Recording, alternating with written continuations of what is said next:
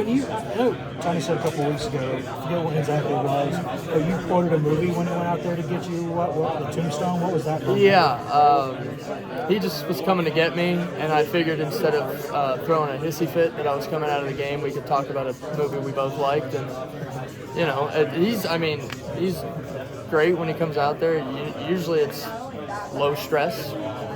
So figured while we wait for Kazi to run 100 yards, might as well talk about something we both like. Was it a family-friendly quote from Tombstone that you gave him?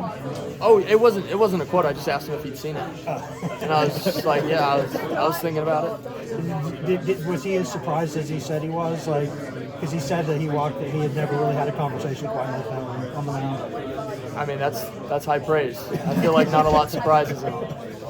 How have you accepted that role? Because it's different, right? I mean, the Rays started doing this thing with openers a few years ago, and how as a pitcher, I know you're just out there to pitch no matter what, but what is that mindset like as opposed to coming in like the 6th, 7th, or 8th? Just pretty much trying to get outs. I feel like the first time he told me, he was like, we just want someone to be a good teammate to AJ and, help get him into the game.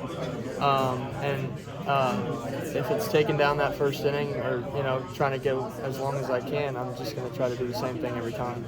How do you assess an outing where you throw 8 pitches?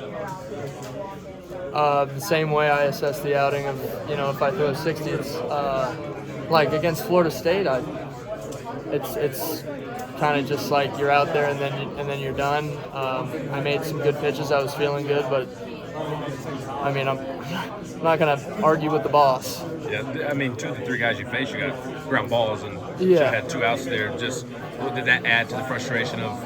I mean, it's never frustrating, especially when we win the game. It's for me, if I go out there and I throw 10 pitches and I'm out of there, then it's like there's so much baseball left that I can't like spend time feeling sorry for myself, because it's also like if you let that stuff creep in, then you're already losing. How much of a whirlwind is this weekend for you? I mean, your recruitment was a whirlwind, kind of one of the last guys to get in the boat late in the summer. And did you think when you committed that you'd be playing for a national championship a year later? Yeah. Why? I feel like the program that they've built here and the standard that we always talk about how hard we work, the team bond that we have. We talked so much in the fall that we have a chance to do something special, and you got to believe in it. So. Sorry about that. Sorry if you've been asked this already. You had a lot of success against A&M in that one game of the tournament. What about their lineup makes them so dangerous? The players in it, they're pretty good. I mean, top to bottom, they're good. They don't chase. They hit it hard.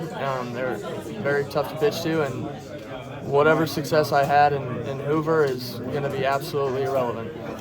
You mentioned, it doesn't matter if you throw 8 pitches, if you go 3 innings, whatever, but, throwing an elite pitch, a successful pitch, what does that mean for you? It's a win. And, Coach V always talks about how many pitches can you win. And, I mean, you throw a good pitch and, your next task is the next pitch. So, I mean, it's the same thing goes for, if you throw a pitch and it doesn't go well, there's no use thinking about it because now there's another pitch. It's literally until he comes and takes the ball from you, then there's nothing to worry about except your next